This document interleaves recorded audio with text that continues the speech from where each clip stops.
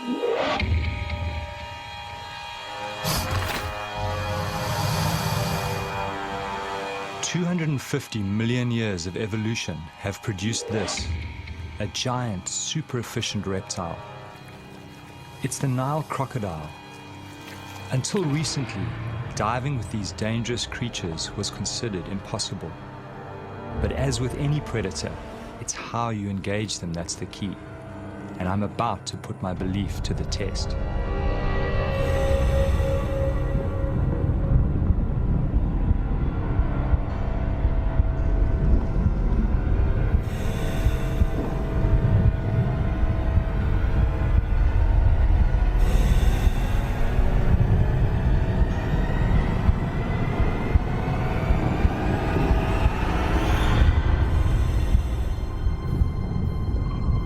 I've decided to take a calculated risk. I want to dive with feasting crocodiles. Can I approach them without being attacked? Will they see me as a fellow predator or as potential prey? Can I survive within their feeding hierarchy? I'm taking a big risk, and I think people understand that. And I don't think it would reflect poorly on a crocodile if it eats me. People expect that to happen.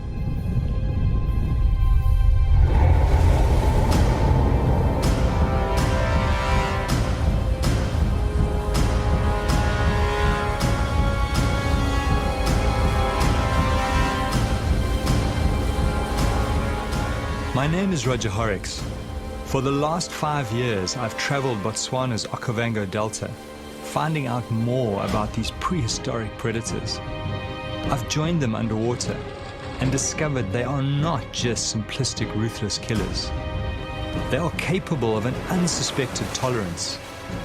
Now I want to test their ultimate acceptance by diving while they are feeding.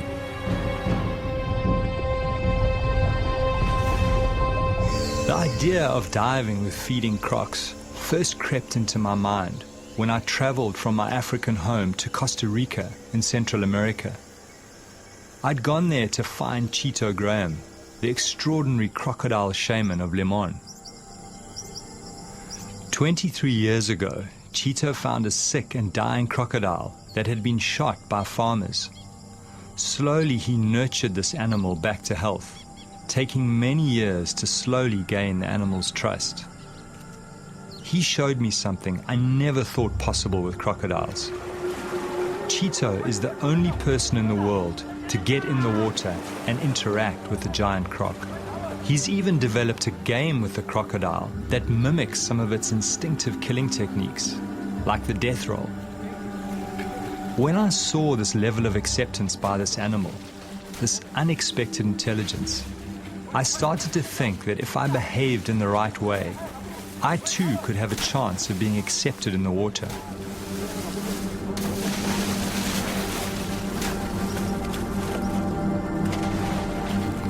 As I watched this man and this predator together, it forced me to rethink crocodile nature, and the seed was sown to set out on my quest. To attempt to dive, many think will be suicide.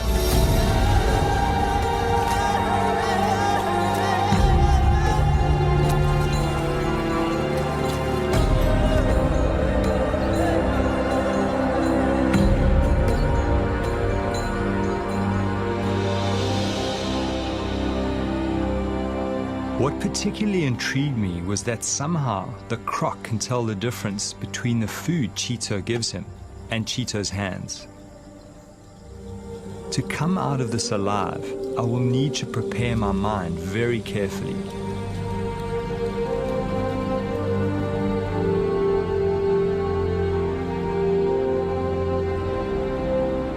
Chito has worked at putting fear behind him, and this crocodile's ability to pick up on his confidence just strengthened my desire to attempt to dive with feeding crocodiles.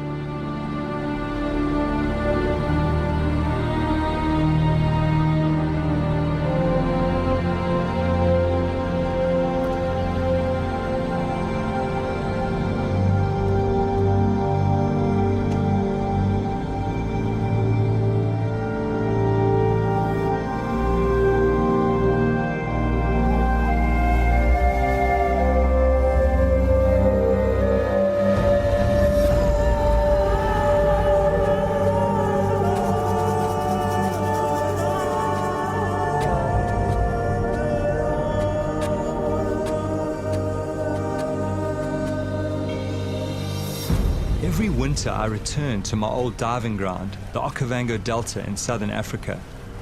In the swamp live some of the biggest and most aggressive crocodiles in the world. It's June, when the great flood brings the clear water. All my primal senses start to come alive as I prepare my mind and my body. Over and over, I'm at the feast, calm, unharmed.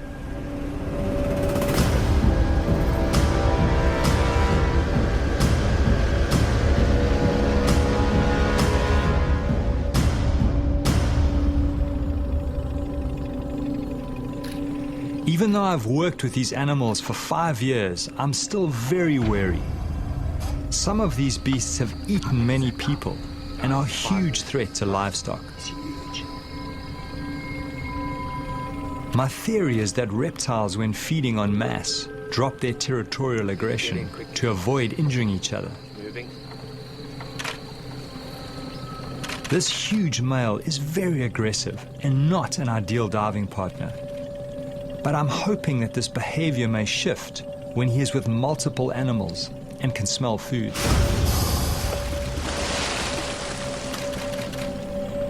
To really understand the dynamics and to see the way that these animals interact, you really need to go underwater, because that's really where it's all happening, certainly up here in the Panhandle.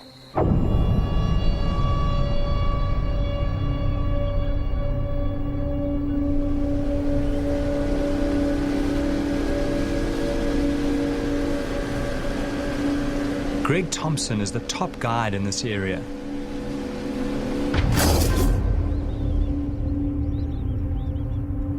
He has grown up with crocodiles, seen several animals and people being taken. I rely on his judgment to keep me alive, but this is new territory. Nobody has tried to dive with feeding crocodiles. How do you think those crocodiles, will respond, given that, they probably have to defend that prey against other crocodiles who will pick up the scent? That, I think, is going to be one of the unknowns. To be honest, I'm not 100% certain how they're going to react with something that's threatening their food. Certainly with other predators, they're very, very defensive around their food, around their prey species, something that they've killed. And crocodiles might very well be the same. Certainly a big aggressive male, at this time of the year, if he has got a meal, if he is hungry, I do believe he is going to defend it and be aggressive to anything that comes into that area, something that he thinks might be stealing his food. As human beings, we've just, we've evolved together with crocodiles, and we've evolved as one of their prey species. Human beings tend to settle near water. They need water for drinking, for washing, for all their sort of daily activities. So you're always going to have people close to their environment. He sees people as something that he can eat.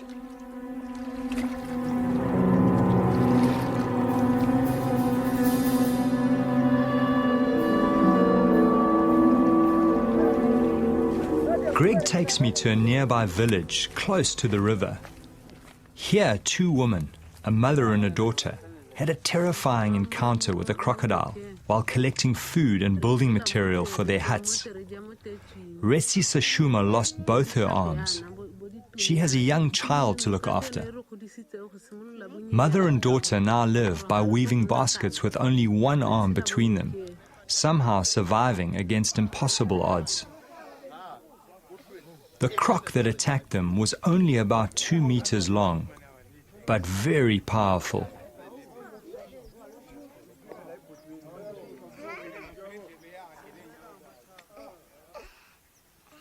The woman's scars are a constant reminder to the rest of the village of the crocodile threat.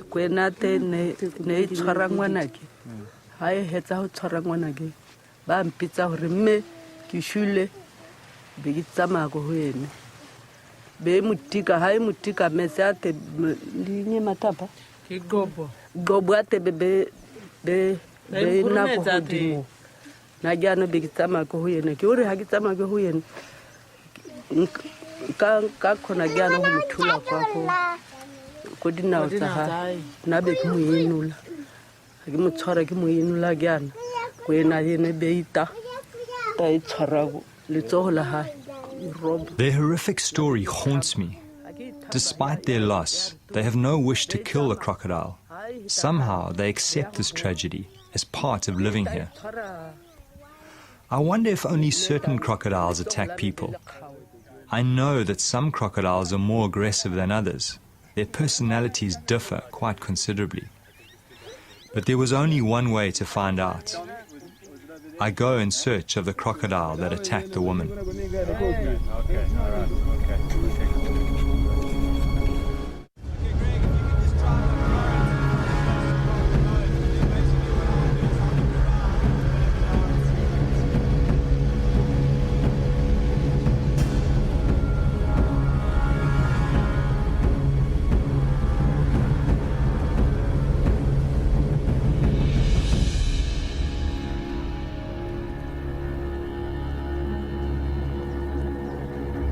It's a short boat ride to the area where the women were attacked. Crocodiles are territorial and so very likely to be in the same place.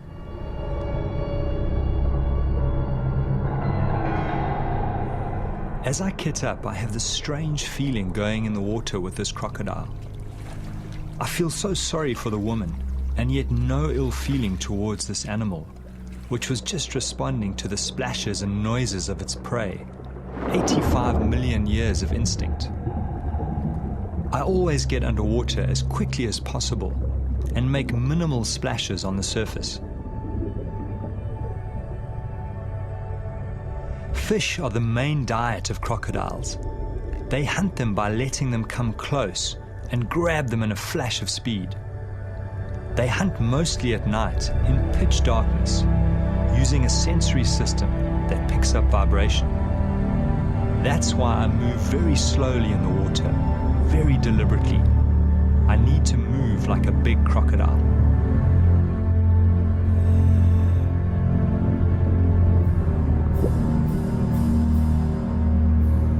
The fish becomes skittish.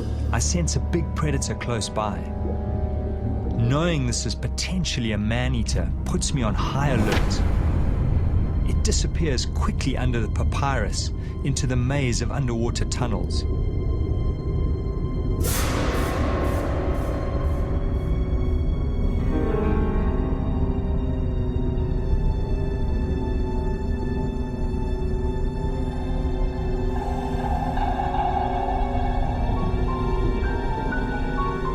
I follow cautiously. Some of these tunnels are kilometers long.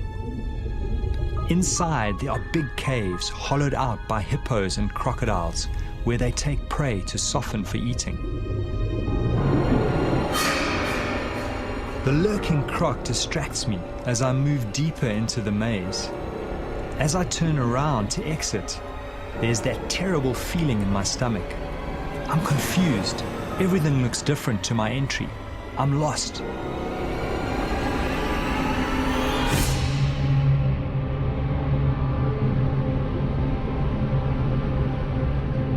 It doesn't help my anxiety to find the remains of one of the crocodile's last meals.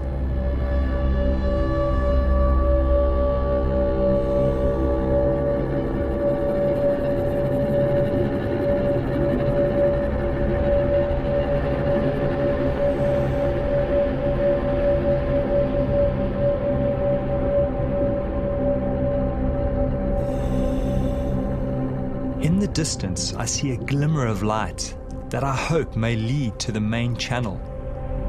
I follow my instinct.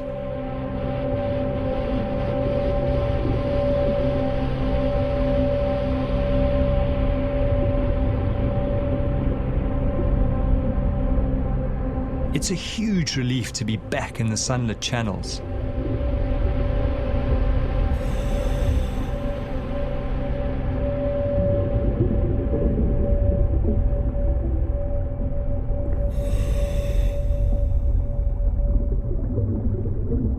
I make my way slowly back to the boat.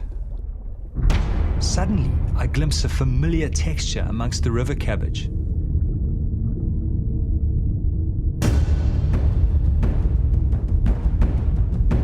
The crocodile has backtracked and exited the maze. I remind myself that these smaller crocs are often the most dangerous. All seems fine at first.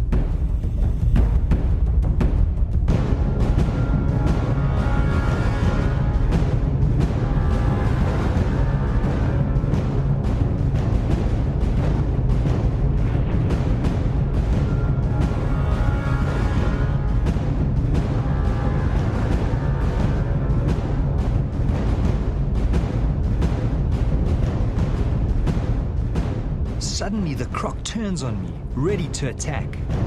Then he goes straight for me.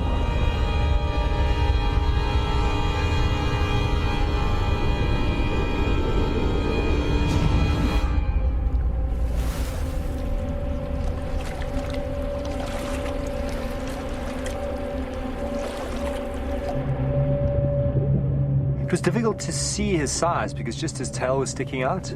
So I got a couple of shots of the tail and then obviously got too close to him. And he suddenly moved out and started sort of slowly swimming down current. So I swam after him and he went faster and faster and faster. And I would say he was about a 9-foot croc, pretty much my size, maybe just a little bit bigger. Beautiful, beautiful markings and beautiful animal. As we tracked down the main channel together, suddenly he got to a point where he actually faced off. He turned around on the bottom, kind of faced me sideways, and then all of a sudden he came kind of straight for me and passed me on the left.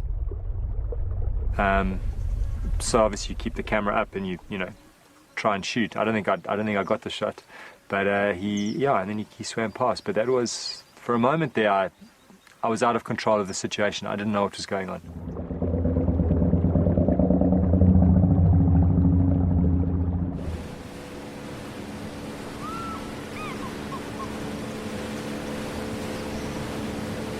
Traveling back past the village, we get word that a cow has been taken by a big crocodile and has been seen dragging it downriver. For the villagers, this is bad news. Cattle are their currency, their symbol of wealth. But for me, this may present the chance I've been waiting for. With the smell of the fresh carcass, a huge scent trail is moving downriver, calling all the crocodiles to focus on this one large food source. I worry that they may drag it underwater, and I'll never see it again.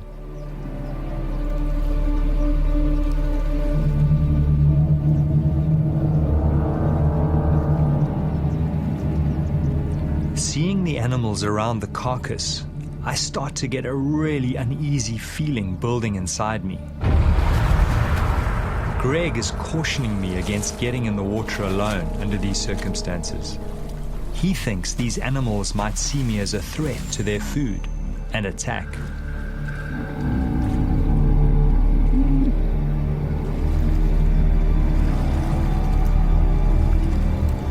Looking at these feeding crocs, I watch carefully for their aggression towards each other, imagining myself amongst them. They seem to be very accepting of each other, but how will they react to me?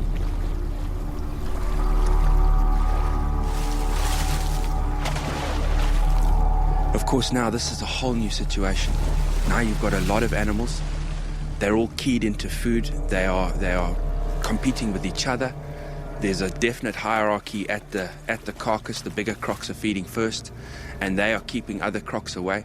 So if a diver comes along and he's bobbing along the surface, if he appears to be part of that carcass, they're going to go for them. So the guys, it's a very nervous situation. I need to try and put Greg's mind at ease. I decide to show him something else I'd experienced in Costa Rica, something that reinforced my belief that if you approach crocodiles in the right way, they can react well. So what's your sense of that? Look, I mean, there's still a lot of unknowns in what you want to do. Greg remained wary as I showed him what I'd seen in Costa Rica.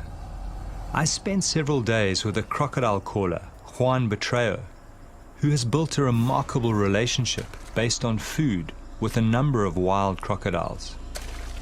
What I found most interesting is that the crocodiles don't go for him, but rather choose the small food morsels that he gives them.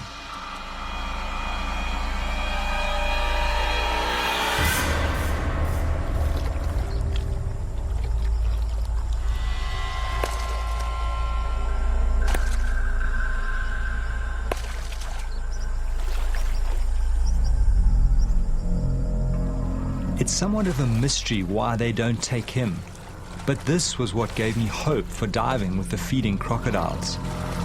I was counting on them accepting me as another predator at the kill and not attacking.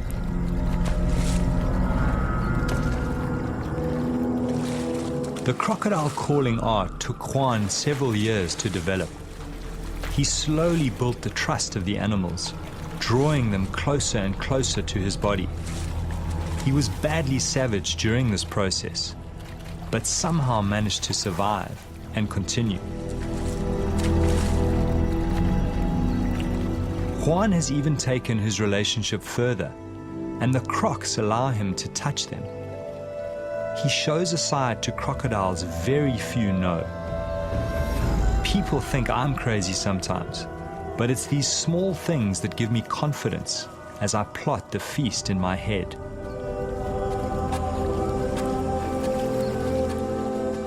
Greg remains skeptical. He feels the situation is quite different, as he knows African crocodiles to be more aggressive than their American cousins. I'm hearing Greg's worries. I'm sensing I need someone in the water to watch my back. There is only one person who comes to mind, an old shark diving buddy. His name is Walter Bernardus, and he's always wanted to dive with crocodiles. It's Walter. Ah, fantastic. Let's get back to us. Walter, can you hear me? How are you doing? No, excellent. Listen, we've got a great situation here. These crocs have taken a cow and they've stashed it up one of the side channels, and I think it's going to be an excellent opportunity. I really need you to get up here quickly, and I think bring a medic as well, because I don't know how these crocs are going to behave with food in the water. Okay, great. Now, listen, Greg will pick you up in Maun. Okay. All right, Walter. See you soon. Great, thanks, Greg. So he's coming. Walter has managed to develop extreme intimacy with giant tiger sharks. He worked out that by touching their sensory organs next to the shark's mouth, a catatonic-like state could be triggered. It was only his deep knowledge of sharks and his fearlessness up close that made this strange and intimate feat possible. I wondered how Walter would react to the crocodiles.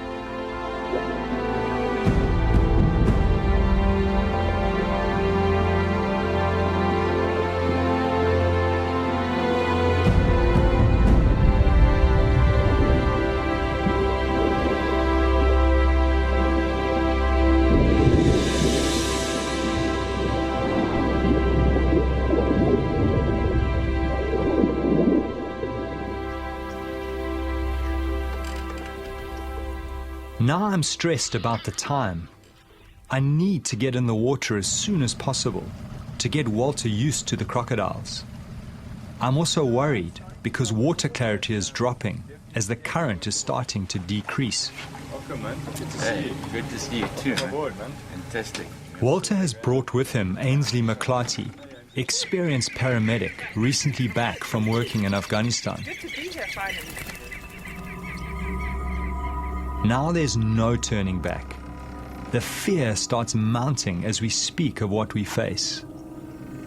The water pulls me, and at the same time, its depths haunt me.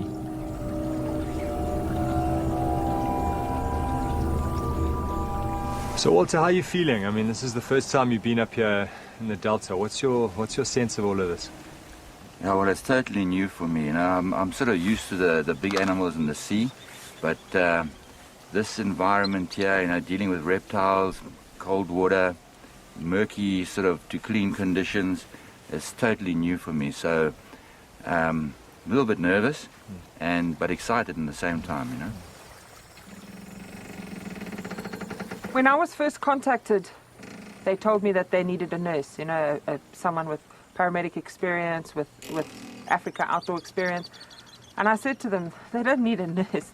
They need a psychiatrist, because what person is going to go out and dive with crocs? The biggest concern when you have a limb taken or puncture wounds is obviously a person being in water, that they can bleed out very quickly.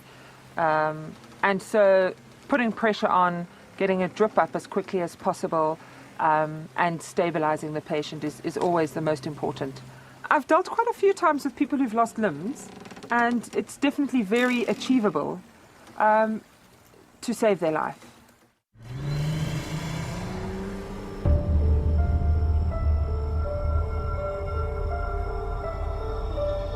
We probably have a 24-hour window to realize our quest.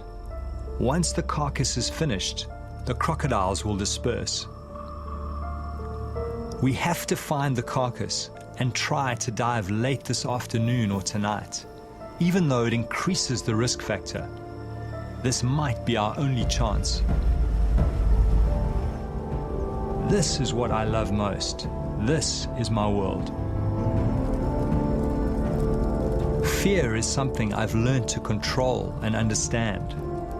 The dark is part of our deep evolutionary past, because for thousands of years, big predators hunted our ancestors at night. You know, it's hard to explain why we do it. Why do we do it? We do it for the excitement, we do it for the challenge. And I realize that what we're doing shatters the perception that people have of these animals.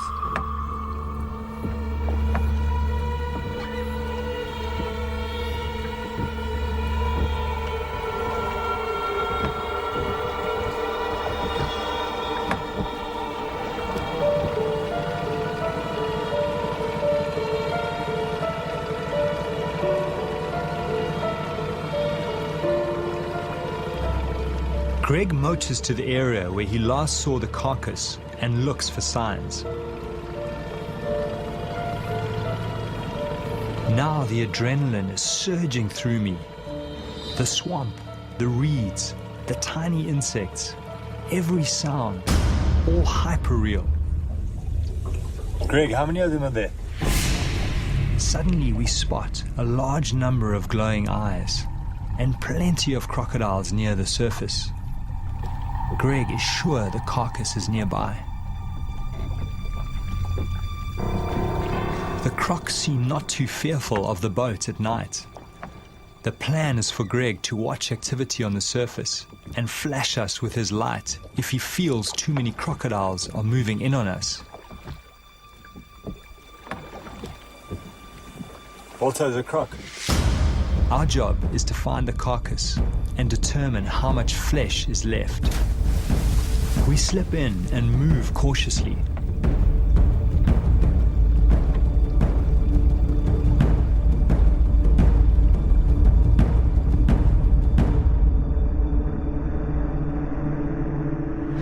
The crocodiles are patrolling the surface.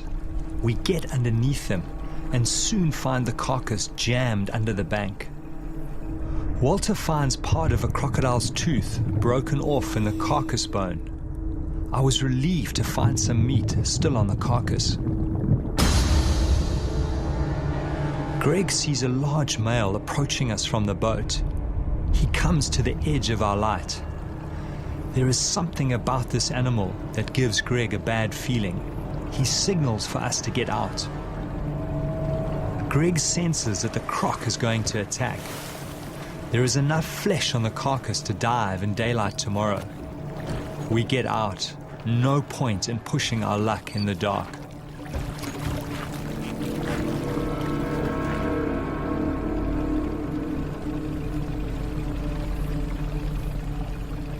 How's that tooth in that femur? Actually brought it up with me, eh?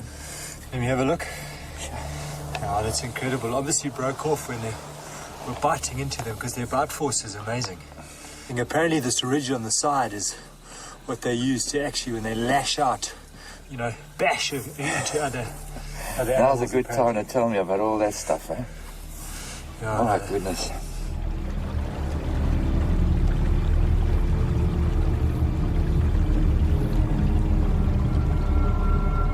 Early next morning, the whole team prepare themselves for what lies ahead. It's our last chance before the crocodiles finish off the carcass and disperse. Well, I really am feeling that same that tension, and it's a, we are going into an unknown territory, and what is a bit nerve-wracking for me is just the number of animals. I'm anxious on the inside. I'm concerned about these guys diving and what's going to happen. How many crocs are there going to be? How are they going to respond to being interrupted while they're eating? Are they going to be functioning in a pecking order and see the divers as a threat? I mean, who knows? So, yeah, this is crunch time, and I'll be far more comfortable when it's over.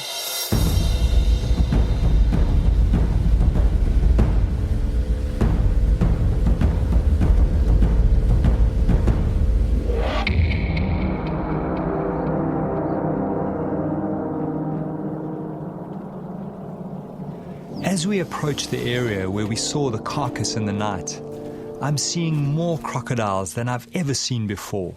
Trying to heat their bodies, they need heat for the energy to feast.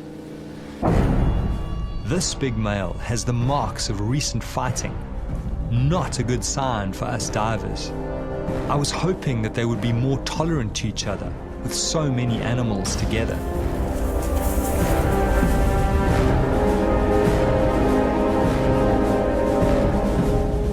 Greg spots them.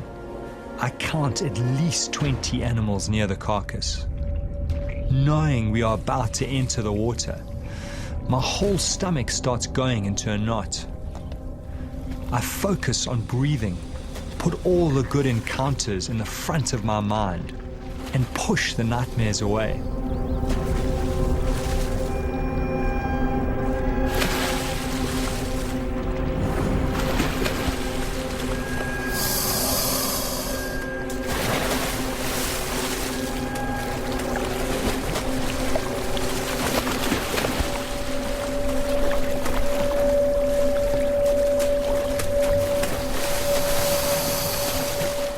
It's incredibly lucky to find it. Often, once that animal bursts and the crocs start feeding on it, they'll take it under the papyrus and hide it. And there it's a perfect situation. It looks like they've pushed it into a little bay. It's in still water, it's sort of wedged up against a tree, and they've started to feed on it. I must say, Walter, I've got that same little butterfly feeling that I had when I first time I got in. We're going to have a look, eh? Let's go have a look. And just be aware that the smell of that rotting meat is like a magnet to these animals. They'll be swimming upriver, all coming to investigate the source of that.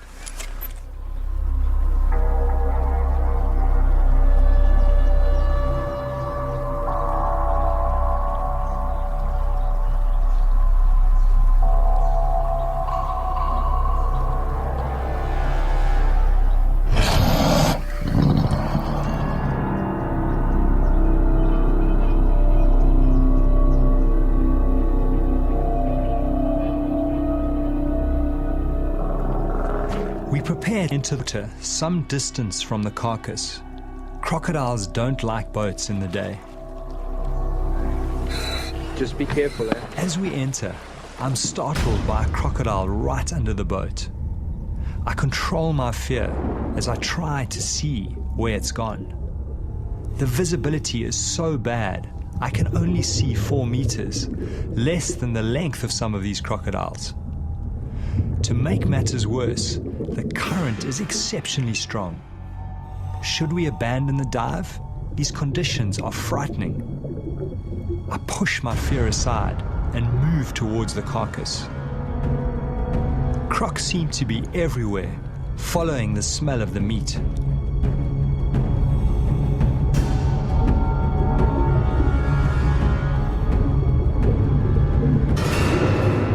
Everywhere we turn, crocodiles are waiting in places where the current is least strong. It's a maze blocked by dragons. I find it hard to read their body language, but none seem to be showing aggression yet.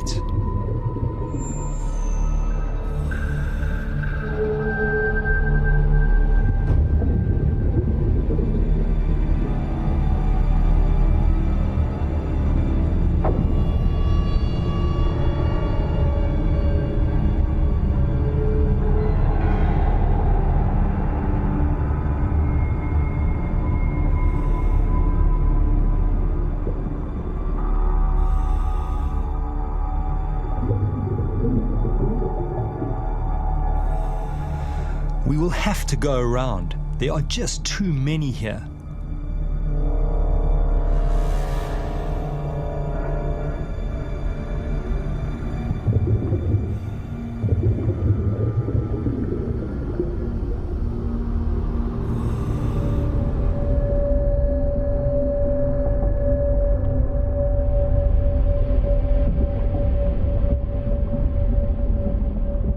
I'm surprised no crocodiles have confronted us yet. We are well into their feeding territory. In the gloom, I make out a large pelvic bone ripped from the carcass. Amazingly, no animals challenge us as we approach it. Do they somehow know we pose no threat to their food? Or are they just waiting to attack?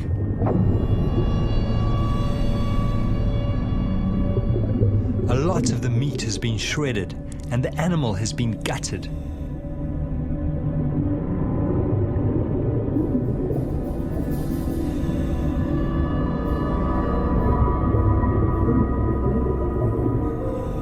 Walter watches my back as I inspect the carcass.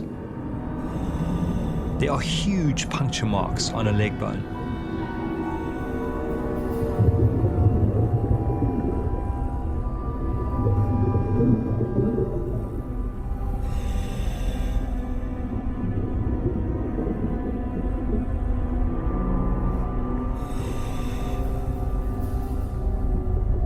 As Walter swims to the side, he sees a huge animal within a few feet of the carcass, watching us, waiting, assessing. The biggest challenge lies ahead. It's time to get back to the boat through the mounting circle of crocodiles, and somehow we have to appear confident, give no sense of being prey. Walter is telling me his plan to swim underneath as soon as the next crocodile goes up for a breath.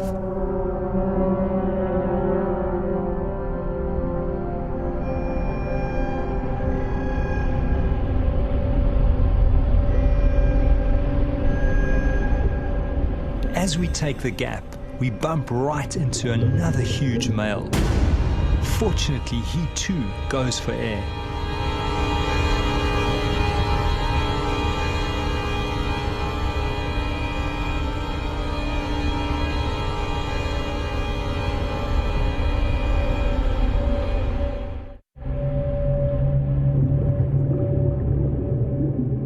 As we swim through the maze of crocodiles, the strangest thing happens. We bump right up against another big animal. Unlike the others, he does not move. This animal is completely aware of our presence, but somehow accepting. Walter's unusual sense with big predators kicks in. I watch in awe and fear as Walter gently strokes the dragon's tail.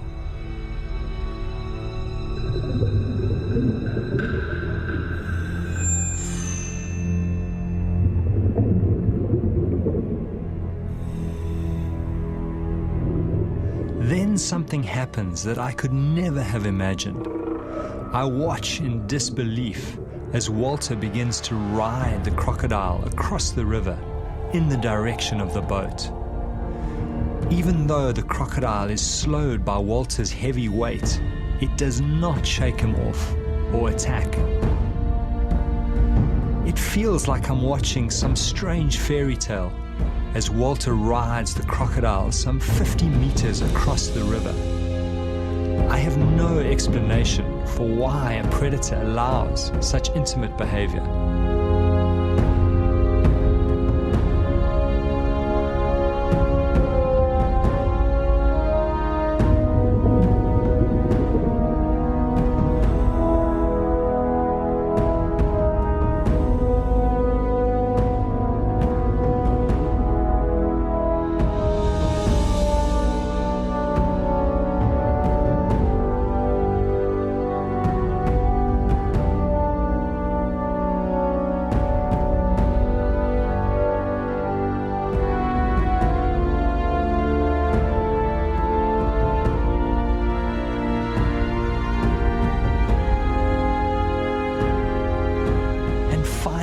flicks away. Yet again, these animals reveal another side, the mystery side that few people ever get to see. I'm humbled and awed.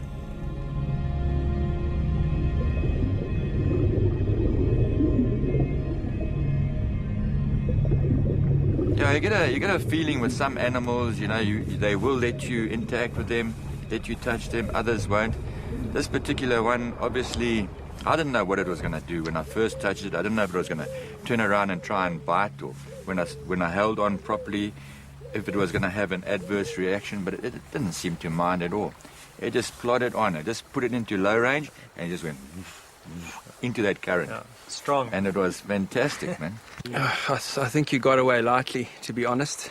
I mean, I've caught small crocs and other reptiles like snakes, pythons, where I've grabbed them by the tail and had them whip around and try and bite the disturbance behind them. So that's always what I've thought. If you do that, if you try and grab a croc by its tail, it could very well swing around and bite you. So I'd be very cautious if you, in future, I wouldn't try that too often. Now, I was expecting that any second because, you know, you've seen how these animals react to other things in the wild, and that's why I was extremely gentle in the beginning, and I was expecting it to rear around and sort of have a go at me, but it just kept on going, and all along the more weight I put on it, the more I thought, okay, it's going to turn now, until I was completely gliding along with it, and it just accepted it. So I sort of got a little bit more at ease because you don't quite know exactly how it's going to react. But this one reacted beautifully, you know. It's amazing. I've certainly been very nervous a lot of the time, being stuck here on the boat, having the guys get in the water near feeding crocodiles, getting in the water at night, doing, you know, all the kind of things that have always been sort of no-go areas, things you just don't do with crocodiles. And here the guys have been doing it. And, you know, to be back here at the boat, the divers are back in the boat. They've got some stuff. They've seen some amazing things. They've learnt a lot. To me, it's a huge relief just knowing that this is all behind us. And we've sort of survived this little escapade.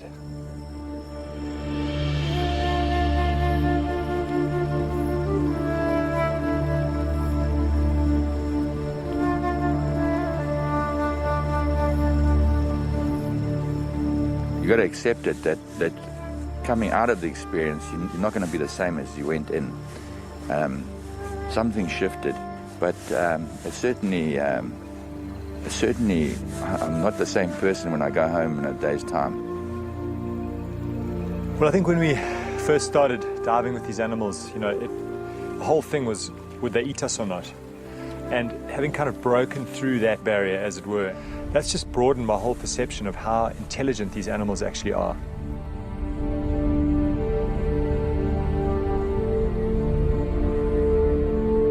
Through this journey, I've been haunted by two voices. One telling me I was going to be ripped apart, another telling me these animals are accepting if treated right. Thankfully, the second voice won over, and I was able to conquer my deepest fear. It's opened up a new light on crocodiles. It's brought me closer to them as a species. For me, these special moments when man and dragon come together, that's when I'm most alive.